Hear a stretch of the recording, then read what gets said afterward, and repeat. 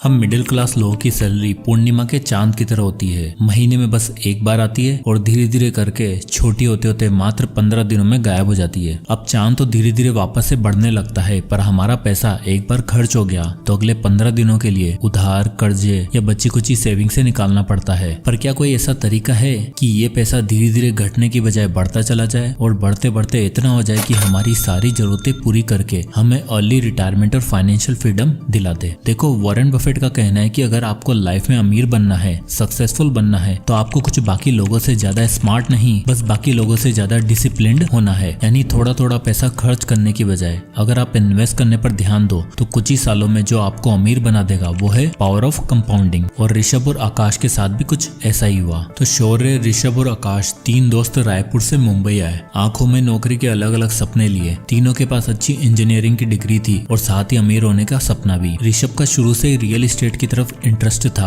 और आकाश का stock market की तरफ। तो वहीं शौर्य सिर्फ अपनी लाइफस्टाइल अच्छी बनाना चाहता था। शौर्य को लाइफ में हर चीज जल्दी चाहिए थी और लकीली तीनों में सबसे पहले नौकरी लगी भी तो शौर्य की। महीने की 30,000 तनख्वाह पे मुंबई में शौर्य ने सारे सपने पूरे करने का डिसीजन बना लिया। मुंबई का पार्टी कल्चर, लिविंग एक्सपेंसेस, खाना पीना और अलग अलग डेस्टिनेशन शौर्य को भी भाग गए और वो हर महीने ये सारी चीजें जरूर एक्सप्लोर करता। 23 साल का शौर्य अब ज्यादा समझदार और इंडिपेंडेंट हो चुका था। उसे फैमिली तो चलानी नहीं थी, बस अपना करियर बनाना था। इसलिए उसने ऋषभ और आकाश से अलग रहने का डिसीजन लिया, जहां उसके बाकी ऑफिस कलीग भी रहते थे। आए तो तीनों साथ थे, पर शौर्य अब अपने ऑफिस के पास वाली सोसाइटी में एक अपार्टमेंट में रहने लग गया था, जहां का रेंट था 10 से 12 हजार रुपए और ये जगह उसके ऑफिस से नजदीक भी थी। वहीं आकाश और ऋषभ ओल्ड पनवेल में रहते थे, जहाँ रेंट और प्रॉपर्टीज काफी सस्ते और अपॉर्चुनिटी ज्यादा। अब ऋषभ को शुरू से रियल एस्टेट में इंटरेस्ट था और जब वो पनवेल शिफ्ट हुआ तो शुरू के 3-4 महीने उसके पास नौकरी नहीं थी। वो अपने पिताजी से पैसे मंगवाकर अपना खर्चा चलाता। अब ऋषभ सिर्फ नौकरी नहीं ढूंढ रहा था, वो पनवेल में और नवी मुंबई में रियल एस्टेट प्रॉपर्टी पर स्टडी कर रहा था। 2009 में 23 साल का ऋषभ 10 रुपए की चाय और वड़ा पाव पर गुजारा करके इतनी इन्फॉर्मेशन हासिल कर चुका था कि बस उसे एक बड़ी न्यूज और एक बड़े अमाउंट की जरूरत थी।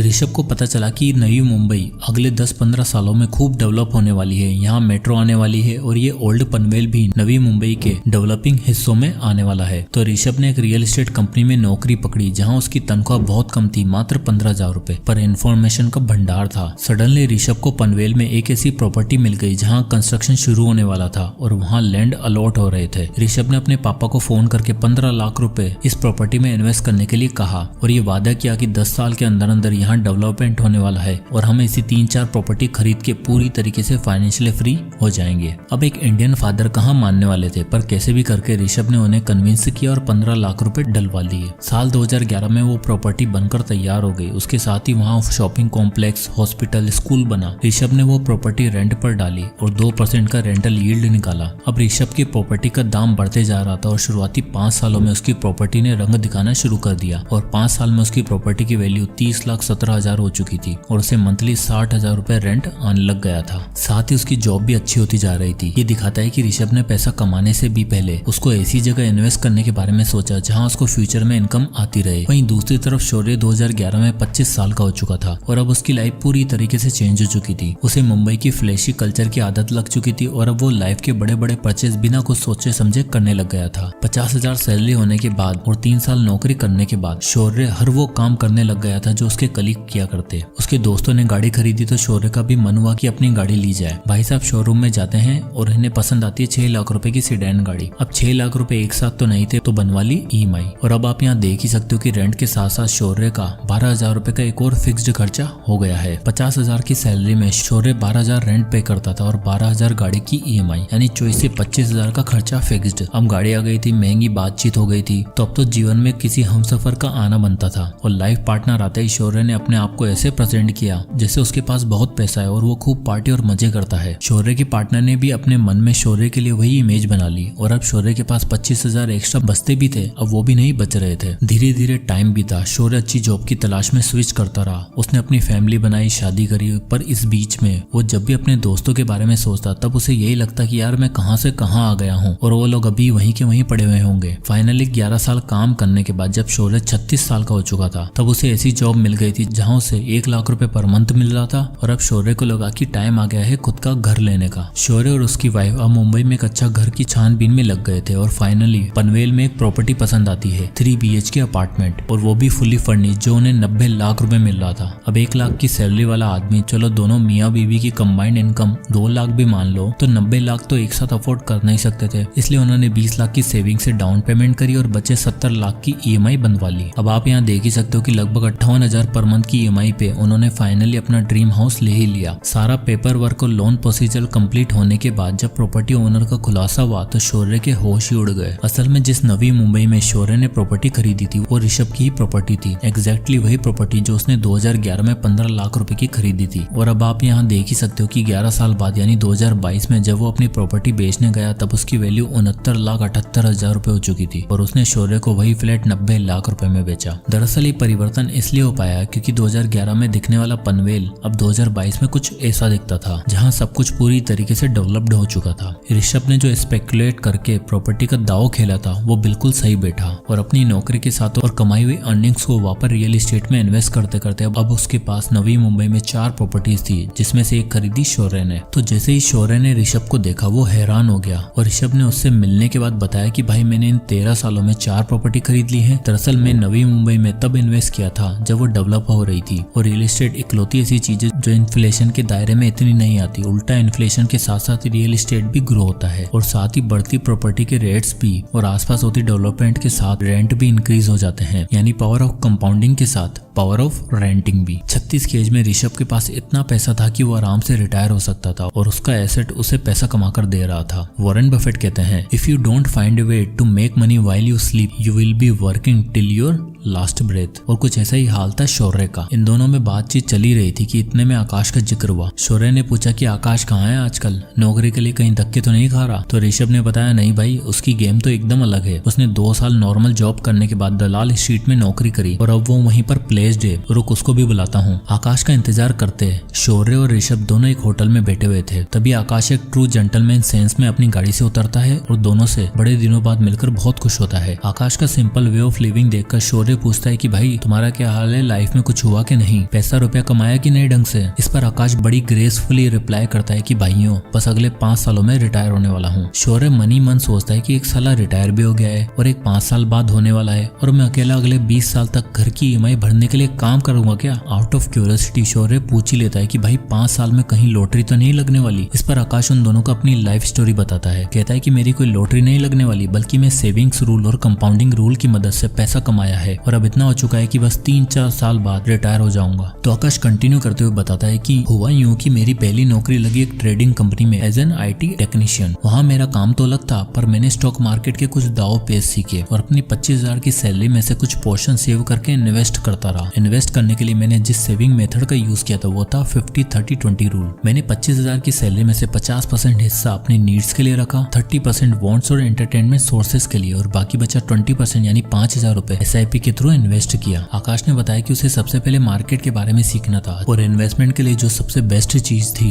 वो था इंडेक्स फंड। इसलिए उसने 5,000 रुपए इंडेक्स फंड में SIP करने का फैसला लिया। इंडिया में निफ्टी 50 इंडेक्स फंड सालाना 10 से 12% का रिटर्न देता है और स्टॉक इस बीच में कैसे परफॉर्म करते हैं आकाश ने अच्छे से सीख लिया था। 5 साल इन्वेस्ट करने के बाद और स्टॉक मार्केट के बारे में सीखने के बाद आकाश को समझ आ चुका था कि अब अगर पैसा कमाना है और अर्ली रिटायरमेंट चाहिए तो अपना बिजनेस बिल्ड करने के साथ साथ इन्वेस्टिंग शुरू करनी होगी। आकाश अब अपनी जॉब के साथ साथ फ्रीलांस फाइनेंशियल असिस्टेंट भी दिया करता था। 28 की उम्र में जहां लोगों को समझ नहीं आता कि UPSC की पढ़ाई करें या नौकरी करें, वहीं आकाश 3 काम करके पैसा कमा रहा था और महीने का 1 से सवा लाख रुपए अर्न कर रहा था। इसके बाद आकाश ने बताया कि सबसे पहले मैंने जो 5 साल SIP से पैसे बनाए थे उसको मैंने विड्रॉ किया। उसने बताया कि 5 सालों में उसने निफ्टी 50 इंडेक्स फंड जो उन्हें एवरेज सालाना 10 से 12% का रिटर्न दे रहा था, वहां से उसके 5,000 रुपए 10% के स्टेप अप से 5 सालों में 4,92,000 रुपए बन चुके थे। इन 4,92,000 में से उसने 8,000 एक्स्ट्रा ऐड किए और सबसे पहले 5 लाख रुपए की लमसम इन्वेस्टमेंट करी स्टॉक्स में। इस स्टॉक पोर्टफोलियो में उसे 17% का एवरेज रिटर्न मिल रहा था और आप 10 साल बाद देख ही सकते हो उसके पास कितना पैसा हो चुका होगा, 24 लाख रुपए। पर आकाश जानता था कि अर्ली रिटायरमेंट के लिए सिर्फ इतना काफी नहीं था, इसलिए उसने निफ्टी 50 इंडेक्स फंड में फिर से SIP करने का फैसला किया, पर इस बार 5,000 की नहीं बल्कि एक तगड़े अमाउंट की। आकाश चाहता था कि वो मात्र 10 से 12 साल में 1 से 1.5 करोड़ के अमाउंट को सिक्योर करने के बाद रिटायर हो जाएगा, जिसके लिए उसने डिसाइड किया कि हर महीने वो 1,20,000 की इनकम में से 30,000 पर मंथ इन्वेस्ट करेगा और 732 रूल कंपाउंडिंग का यूज करेगा। तो ये 732 रूल ऑफ कंपाउंडिंग कहता है कि अगर आप एक सर्टेन अमाउंट हर साल 10% से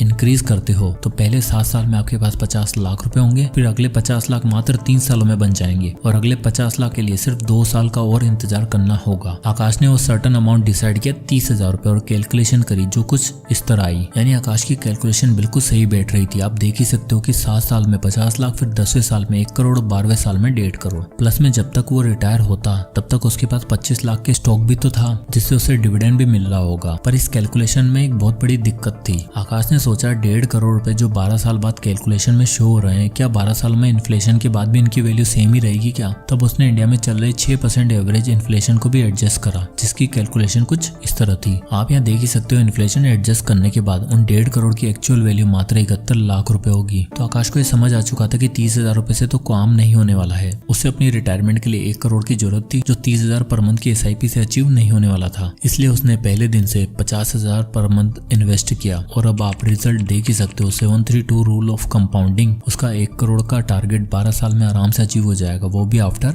इन्फ्लेशन। यानी अगर तीनों दोस्तों में देखा जाए तो आकाश ने बाकी दोनों को आराम से आउट प्ले कर दिया। चलो ऋषभ को तो रियल एस्टेट में पावर ऑफ कंपाउंडिंग देखने को मिल गई और 36 की एज में वो फाइनेंशियली फ्री भी हो गया। अब देखो रियल एस्टेट में आपको बल्क में कैपिटल चाहिए जो सही टाइम पे ऋषभ के पापा ने डाल दी। पर आकाश की टेक्निक और मल्टीपल इनकम सोर्सेज से पैसा कमाने की अप्रोच सबसे ज्यादा रियलिस्टिक और एप्लीकेबल लगती है, जिसको शौर्य ने कभी समझने की कोशिश ही नहीं करी। अभी 36 की एज में ऋषभ रिटायर हो चुका था और आकाश भी 3-4 साल बाद रिटायरमेंट लेने ही वाला था। पर शौर्य वो तो भी 20 साल और नौकरी करेगा क्योंकि उसके घर की EMI जो चुकानी है, बच्चे का महंगा स्कूल में एडमिशन करवाया है, उसकी फीस भी भरनी है और जो महंगी लाइफस्टाइल शुरू से बनाई थी उसे मेंटेन भी तो करना है, जिसमें आराम से 1 से 1.5 लाख रुपए खर्च हो ही जाएंगे। ये एक सबसे बड़ा डिफरेंस है रिच और मिडिल क्लास माइंडसेट के लोगों में। मिडिल क्लास माइंडसेट के लोग पैसा आते ही उसे 10 जगह खर्च करने की सोचते हैं। आप में से कितने ऐसे होंगे जिनकी सैलरी आने से पहले एक शॉपिंग लिस्ट रेडी होती है? कमेंट में यस लिखो। वही एक रिच माइंडसेट वाला इंसान सोचता है कि कितने सोर्सेज से पैसा कमाया जा सकता है और ले रिटायरमेंट कैसे ली जा सकती है। यानी मिडिल क्लास लोगों के पास होता है power of loans and EMIs जो उन्हें एक दिन बर्बाद कर देता है। वहीं अमीर लोगों के पास होता है पावर ऑफ कंपाउंडिंग जो उन्हें आबाद और फाइनेंशियली फ्री बना देता है। जय हिंद।